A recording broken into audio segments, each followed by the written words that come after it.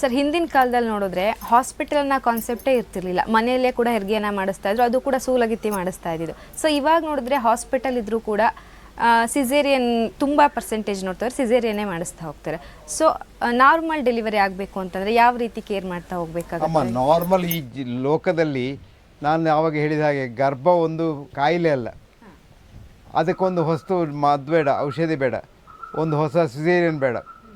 Normal delivery ಆಗಬೇಕು. 100ರಲ್ಲಿ 99 ಹೆಣ್ಮಕ್ಳಿಗೆ normal delivery ಆಗಬೇಕು, ಆಗ್ತದೆ ಸಮಯ ಬಿಟ್ಟರೆ. ಆದರೆ ಈಗ ಏನಾಗಿದೆ ಅಂದರೆ, ನೀವು ಆಸ್ಪತ್ರೆಗೆ ಹೋದರೆ ಅಲ್ಲಿ ಡಾಕ್ಟ್ರಿಗೂ ಸಮಯ ಇಲ್ಲ ಅವ್ರಿಗೆ ಕಾಯಲಿಕ್ಕೆ, ಯಾಕಂದರೆ ಹೆಚ್ಚಾಗಿ ಡೆಲಿವರಿ ಆಗೋದು ರಾತ್ರಿಗೆ. ಹಾಗೆ ಅವರಿಗೆ ರಾತ್ರಿಗೆ ಎದ್ದು ಬರಬೇಕಲ್ಲ, ಅದರ ಬದಲಿಗೆ ನಮಗೆ ಸಮಯ ಇದ್ದವಾಗ ಮಾಡಿದರೆ ಒಳ್ಳೆಯದಲ್ವ. 9 to 5 ಜಾಬಿನಲ್ಲಿ ಆಗಬೇಕು. ಒಂದು ಎರಡನೇದು, ನಾರ್ಮಲ್ ಡೆಲಿವರಿ ಆಸ್ಪತ್ರೆಯಲ್ಲಿ ಎಷ್ಟು ಬಿಲ್ ಕೊಡ್ಬೋದು ನಿಮಗೆ? ಎಷ್ಟು ಬಿಲ್ ಕೊಡ್ಬೋದು? ಒಂದು 50 ಲಕ್ಷ ಹಾಕಿದರೆ ನೀವು ಹೇಳ್ತೀರಿ ನಿಮಗೆ ತಲೆ ಹಾಳಾಗಿದೆ, ಒಂದು ನಾರ್ಮಲ್ ಡೆಲಿವರಿ ಎಂಥದ್ದು ಅಂತ. ಒಂದು 5,000 ಕೊಡ್ಬೋದು, 10,000 ಕೊಡ್ಬೋದು, 40,000, 50,000 ಬಿಲ್ ಮಾಡ್ಬೋದು.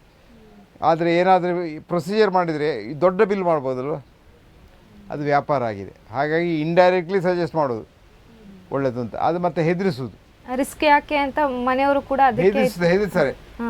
ಈಗ ನೋಡಿ, ಇವು ನಾರ್ಮಲ್ ಡೆಲಿವರಿ ಆಗಲಿಕ್ಕೆ ಸಾಧ್ಯ ಇಲ್ಲ, ಪಲ್ಸ್ ರೇಟ್ ಎಲ್ಲ ಹೆಚ್ಚಾಗ್ತಾ ಹೋಗ್ತದೆ, ಮಗು ಮತ್ತು ತಾಯಿಗೆ ಉಳಿತದೆ, ನನಗೆ ಹೇಳಲಿಕ್ಕೆ ಧೈರ್ಯ ಹೇಳಲಿಕ್ಕೆ ಸಾಧ್ಯ ಇಲ್ಲ ಅಂತ ಹೇಳಿದಾಗ ಅವರು ಕಬಕ್ಕಿ ಆಗ್ತಾರೆ. ಹಾಗೆ ಆಯ್ತು ಡಾಕ್ಟ್ರ್ ಏನು ಮಾಡ್ತೀರಿ, ಸಿಸೇರಿಯನ್ ಮಾಡಿಬಿಡುವ ಆಯಿತು ಅಂತೇಳಿ. ಇನ್ನು ಈಗೀಗ ಫ್ಯಾಷನೇಬಲ್ ಲೇಡೀಸ್ ಇದ್ದಾರೆ, ಬಹಳ ಫ್ಯಾಷನೇಬಲ್ ಲೇಡೀಸ್. ಅವರಿಗೆ ನಾನು ನಾರ್ಮಲ್ ಡೆಲಿವರಿ ಬೇಡ, ನಮ್ಮ ಗರ್ಭಕೋಶ ಎಲ್ಲ ಹಾಳಾಗ್ತದೆ, ನನಗೆ ಸಿಸೇರಿಯನ್ನೇ ಬೇಕು ಅಂತ ಹೇಳುವವರು ಇದ್ದಾರೆ, ಅಂಥ ಹುಚ್ಚರು ಇದ್ದಾರೆ. ಸೊ ಲೇಡೀಸೇ ಕೇಳ್ತಾರೆ ಡಾಕ್ಟ್ರ್ ಹತ್ರ, ನನಗೊಂದು ಸಿಸೇರಿಯನ್ ಮಾಡಿಬಿಡಿ ಅಂತ.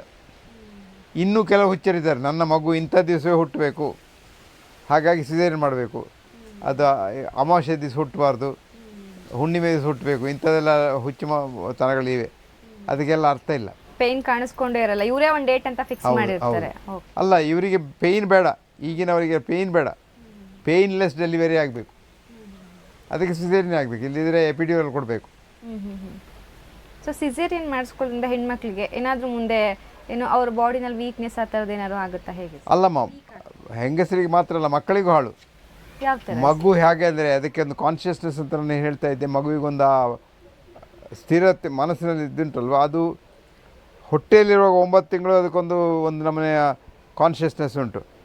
ಅದು ಕೆನಾಲ್ನಲ್ಲಿ ಹೊರಗೆ ಬರುವಾಗ ಅದಕ್ಕೊಂದು ಪೆರಿನೇಟಲ್ ಕಾನ್ಷಿಯಸ್ನೆಸ್ ಅಂತ ಉಂಟು. ಆ ಅನುಭವ ಬೇಕು. ಅದು ಹೊರಗೆ ಬರುವಾಗ ಅದಕ್ಕೊಂದು ಅನುಭವ ಉಂಟು, ಅಲ್ಲಿ ಸಿಕ್ಕಿ ಹಾಕಿದಾಗ ಆಗ್ತದೆ. ಹಾಗಾಗಿ ಆ ಅನುಭವ ಬೇಕು. ಆ ಅನುಭವ ಇದ್ದರೆ ಮಾತ್ರ ಅದು ಮಗು ಸರಿಯಾಗಿ ಬೆಳೀತದೆ.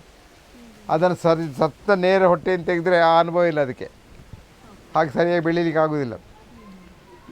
ಒಂದು ಉದಾಹರಣೆಗೆ, ಈ ಪ್ಯೂಪದಿಂದ ಚಿಟ್ಟೆ ಬರ್ತದಲ್ಲ, ಅದು ಬರೋದು ನೋಡಿದೆ ನೀನು. ಅದರ ಪ್ಯೂಪದಿಂದ ಬರುವಾಗ ಬಹಳ ಕಷ್ಟ ಆಗ್ತದೆ ಅದಕ್ಕೆ, ಅದು ಸ್ಟ್ರಗಲ್ ಮಾಡಿ ಬರಬೇಕು. ಅದನ್ನು ನೀನು ನೋಡಿ, ಪಾಪ ಪುಣ್ಯ ನೋಡಿ ಅದನ್ನು ಒಡೆದು ಬಿಟ್ಟರೆ ಮತ್ತೆ ಅದು ಹಾರೋದೇ ಇಲ್ಲ, ಹಾರಲಿಕ್ಕೆ ಶಕ್ತಿ ಇಲ್ಲ ಅದಕ್ಕೆ. ಹಾಗೆ ಆಗ್ತದೆ ಮಗುವಿಗೆ. ಸಿಸೇರಿಯನ್ ಸೆಕ್ಷನ್ ಭಾಳ ಒಳ್ಳೆಯದಲ್ಲ, ಅದು ಅನ್ಯಾಚುರಲ್ ಅದು ಒಂದು. ಮತ್ತು ತಾಯಿಗೇನು ಅಂತ ದೊಡ್ಡ ತೊಂದರೆ ಏನಿಲ್ಲ. ಎಕ್ಸಸೈಸ್ ಸರಿ ಮಾಡದಿದ್ದರೆ ಮತ್ತೆ ಪೆಲ್ವಿಕ್ ಫ್ಲೋರೆಲ್ಲ ವೀಕ್ ಆಗ್ತದೆ, ಮತ್ತು ಗರ್ಭಕೋಶ ಹೊರಗೆ ಬರಲಿಕ್ಕೆ ಕಷ್ಟ ಸುಲಭ ಆಗ್ತದೆ. ಇನ್ನು ಮತ್ತೆ ಸಿಸೇರಿಯನ್ ಮಾಡಿದರೆ ಹೊಟ್ಟೆಯಲ್ಲಿ ಹರ್ನಿ ಆಗ್ತದೆ, ಇಂಥದ್ದೆಲ್ಲ ಕಷ್ಟಗಳೆಲ್ಲ ಬರ್ತವೆ. ಮತ್ತು ಯಾವುದೋ ಒಂದು ಸರ್ಜಿಕಲ್ ಆಪ್ರೇಷನ್ ಅಂದರೆ ರಿಸ್ಕ್ ಉಂಟು ಅದಕ್ಕೆ. ಅದು ಏನೇ ಇರಲಿ, ಒಂದು ಹೈಡ್ರೋಸಿಲ್ ಇರಲಿ, ಒಂದು ಸಿಸೇರಿಯನ್ ಸೆಕ್ಷನ್ ಇರಲಿ, ಅದಕ್ಕೊಂದು 1% 2% ರಿಸ್ಕ್ ಉಂಟು. ಅನಾವಶ್ಯಕ ಯಾಕೆ ಆ ರಿಸ್ಕ್ ತಗೊಳ್ಳೋದು, ಸರ್ಜಿಕಲ್ ರಿಸ್ಕ್. ಓಕೆ, ಇದರಲ್ಲೂ ಕೂಡ ಹೇಳ್ತೀರಾ ಒಳ್ಳೆ ಡಾಕ್ಟರ್ನ ಸೆಲೆಕ್ಟ್ ಮಾಡ್ಕೊಳ್ಳಿ. ಭಾಳ ಕಷ್ಟ ಈಗ, ಭಾಳ ಕಷ್ಟ. ಯಾಕಂದರೆ ಈಗ ಹೋದ ಕೂಡಲೇ ಗರ್ಭಿಣಿಯರೆಲ್ಲ ಇದು ಮಾಡ್ತಾರೆ. ಆದರೆ ಇನ್ನೂ ಒಳ್ಳೆಯ ಡಾಕ್ಟ್ರ್ ಇದ್ದಾರೆ, ಒಳ್ಳೆಯ ಡಾಕ್ಟ್ರ್ ತುಂಬ ಇದ್ದಾರೆ.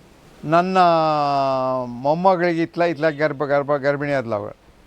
ನನ್ನದೇ ಒಬ್ಬಳು ಸ್ಟೂಡೆಂಟು, ಅವಳು ಭಾಳ ಒಳ್ಳೆ ಡಾಕ್ಟ್ರು. ಅವಳ ಹತ್ರ ಹೋಗಿದ್ದೆ ನಾವು. ನಾನು ಹೇಳಿದೆ ಅವಳ ಹತ್ರ, ನೀನು ಏನು ಇದು ಸಿಸೇರಿಯನ್ ಮಾಡ್ತೀಯ, ಅವಳು ಇನ್ನೂ 2 ದಿವಸದಿಂದ ನೋವು ಉಂಟಲ್ವ? ಇಲ್ಲ ಸರ್, ಅವ್ರನ್ನ ಬಿಡಿ, ಅವಳು ಡೆಲಿವರಿ ಮಾಡ್ತಾಳೆ, ನಾನು ನೋಡ್ತೇನೆ.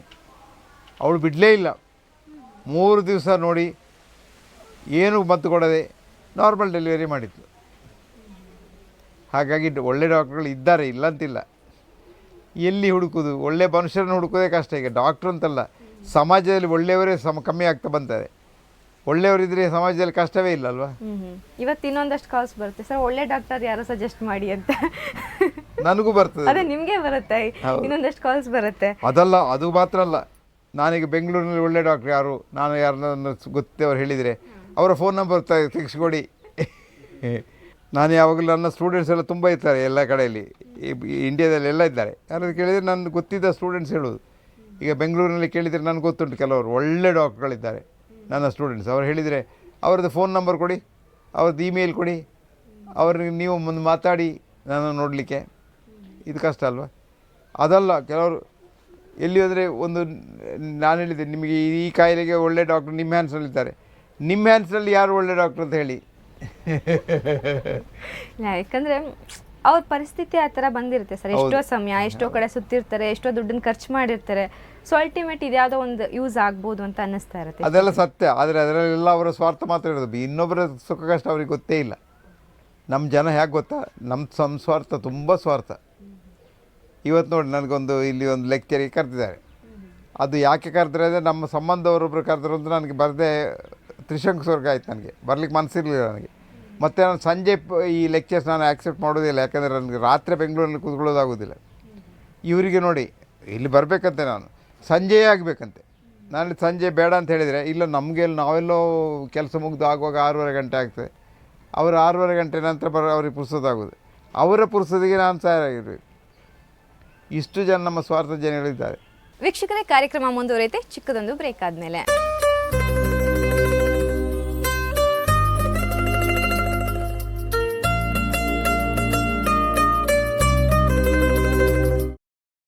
ಸರಳ ಜೀವನ ಯೂಟ್ಯೂಬ್ ಚಾನೆಲ್ ಅನ್ನು ಸಬ್ಸ್ಕ್ರೈಬ್ ಮಾಡಿ, ಹಾಗೆ ಎಲ್ಲಾ ರೀತಿಯ ವಿಡಿಯೋ ಅಪ್ಡೇಟ್ಸ್ಗಾಗಿ ಬೆಲ್ ಐಕಾನ್ ಕ್ಲಿಕ್ ಮಾಡಿ.